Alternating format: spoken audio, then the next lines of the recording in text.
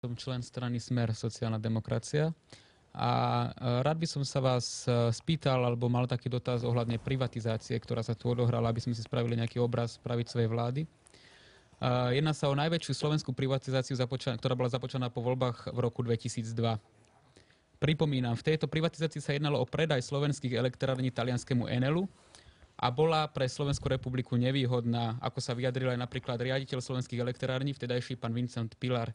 Rád by som prešiel k číslam a potom vás nechám reagovať. Skúsme položiť otázku. Jasné.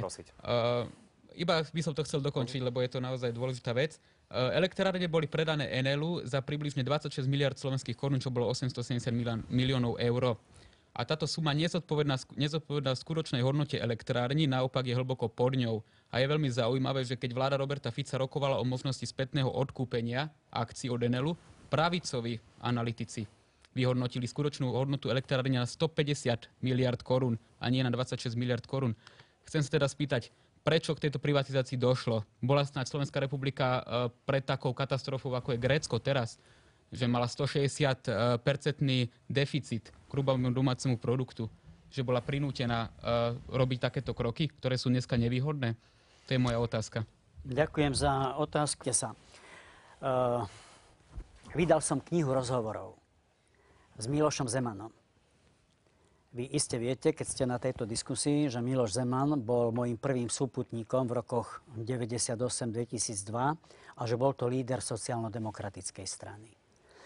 Vy ste hovorili o elektrárniach, ale rovnakým, nemenej menším, ale oveľa väčším hitom boli plinárne na strane pána Fica a strany Smer. No veď ja sa chytám vašej otázky.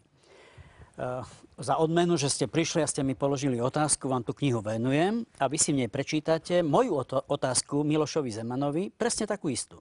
Prečo ty si rozhodol, a počúvajte dobre, pán kolega, nie 49%, ale 100% predali Česi, SPP. A Miloš Zeman vám v tej knihe ponúka odpoveď. On sociálny demokrat.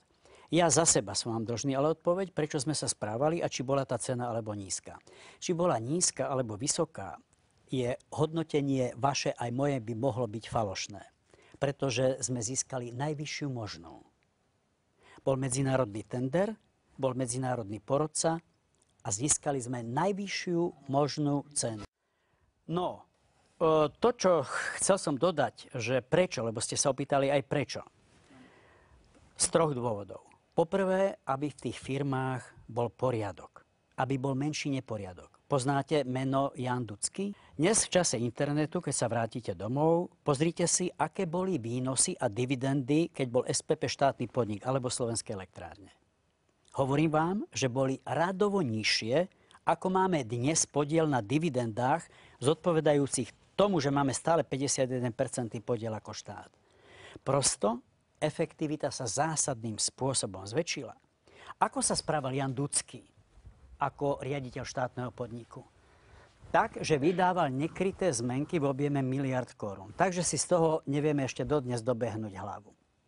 Bol tam obrovský neporiadok, utekali nám obrovské peniaze, výnosy do štátneho rozpočtu boli rádovo menšie, ako dnes zodpovedajú 51% podielu štátu v týchto firmách. Druhý dôvod, prečo sme to urobili, bol ten, že sme chceli získať strategických partnerov. Vy si možno spomeniete, že začiatkom roku 2009, to nie je tak dávno, Rusi zastavili kohútiky a my sme boli 9 dní bez plynu. Prvýkrát v histórii sme ťahali plyn nie z východu na západ, ale vďaka Francúzom, Nemcom zo západu na východ, takzvaným reverzným chodom. Vďaka Nemecku a Francúzsku sme získali veľmi silných, aj Taliansku sme zase získali v týchto podnikoch významných európskych strategických partnerov. No a v neposlednom rade všetky výnosy sme použili len na dva ciele. Na zníženie štátneho dlhu a na druhý pilier dôchodkového zabezpečenia. Navrhovali sme ústavný zákon, aby tomu tak bolo. Robert Fico hlasoval proti tomuto ústavnému zákonu. Neprejedli sme z výnosu ani jedinú korunu. Taliani rozhodli, že aj ženy pôjdu v Taliansku do dôchodku vo veku 67 rokov. Aby sme nečelili takýmto ťažkým výzvam, sme sa rozhodli pre reformu dôchodkového systému. do druhého piliera, aby vaše dôchodky, aj dovolím si povedať vašich rodičov, mali už inú úroveň ako dôchodky vašich starých rodičov, sme potrebovali naliať základný kapitál. Aj preto sme privatizovali významné segmenty našej energetiky. Urobili sme to, čo dnes musia robiť Gréci o mnoho ťažšom rozsahu a v o mnoho nevýhodnejších podmienkach, keď kredity, alebo teda kredibilita krajiny vplyvom vývoja je o mnoho horšia, ako bola, povedzme, kredibilita Slovenska v období, keď sme sa rozhodli pre tieto kroky my. Čiže zhrniem a podčiarknem, rozhodovali 3 faktory. Poprvé, pustiť kapitál, aby tam bola vyššia efektivita práce, aby bol väčší poriadok, aby sa menej kradlo. Po druhé, preto, aby sme získali významných strategických investorov. A po tretie, preto, aby sme získali výnosy potrebné na skresanie štátneho dlhu a naštartovanie druhého piliera dôchodkového zabezpečenia. Presvedčil vás? Nepresvedčil, ďakujem za odpoveď. Keď je člen Smeru, ako môžem presvedčiť? No, nemení to fakt na tom, že to bolo predané pod cenu. Pán kolega, nemáte pravdu. Ale mám pravdu. No prečo tvrdošíne čítate z papiera, čo vám možno napísali v centrále Smeru? Napísal mi to pán Fico, nebojte sa. Tak niekto vám to napísal, lebo zúfalo pozeráte do toho papiera a opakujete vetu, ktorú vám tam počiarkli, že pod cenu ja vám hovorím, že sme dosiahli najvyšší možný výnos. Pán kolega, dobre, vyšší nebol. Ja poprosím naozaj, aby sa dostali aj ostatní. Potrebujeme sa dostať ešte k programu. S radosťou sa potom k tomu vrátime. Dobre? Dobre. Ešte tu bola jedna otázka a potom pôjdeme.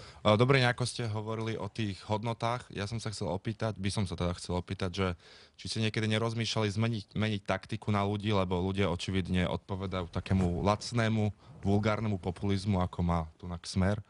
Že zachovať si tie hodnoty, ale povedzme prejaviť to na tých voličov inak? Či ste niekedy neuvažovali? Ale viete, že áno.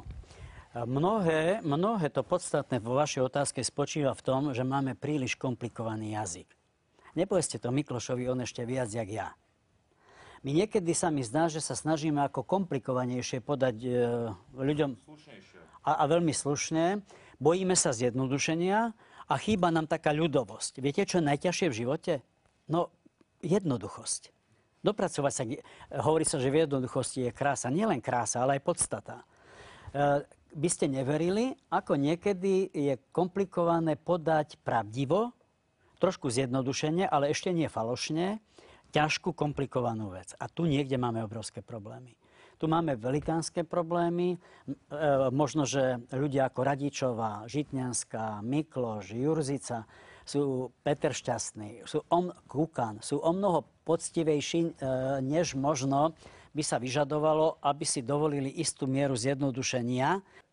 Viete, kedy to vidím? A kde to vidím? Tak toto sa mi nepáči. To sa mi nepáči, lebo to nebolo o tom, čo hovorím. Je to veľké vzrušo. Ale ani Obama si nedovolí Santorovi, alebo Gingrichovi, alebo Mittovi Romneymu argumentovať takýmto, prepáčte, pán kolega, nepravdivým spôsobom. Lebo výrok o tom, že cena bola podhodnotená, je nepravdivý. Lebo bol medzinárodný tender a nikto nám viac nedal. A buď sme to vzali, alebo nevzali. Pamätáte si o kampaň? Can we do? Yes, we can. Dobre, ešte, aby sme sa dostali k tým veciam, ešte jedna otázka. Zareagovať na to, čo kolega hovoril, ja nie som nejakým spôsobom na žiadnu stranu zaujatý. Len teda vy spomínate, teda, že nebolo to predané pod cenu, respektíve bolo to predané za najvyššiu možnú, ktorá vlastne bola ponúknutá v tom konkurze. Teraz sa chcem spýtať takú otázku, možno aj ľudí to zaujíma, či ten konkurs nemohol byť nejakým spôsobom vymyslený tak, aby tam tá najvyššia cena bola stále nízka? Nedokážem asi vyeliminovať akúkoľvek otázku tohoto druhu, len si spomínam, že rozhodovacích úrovní bolo veľmi veľa.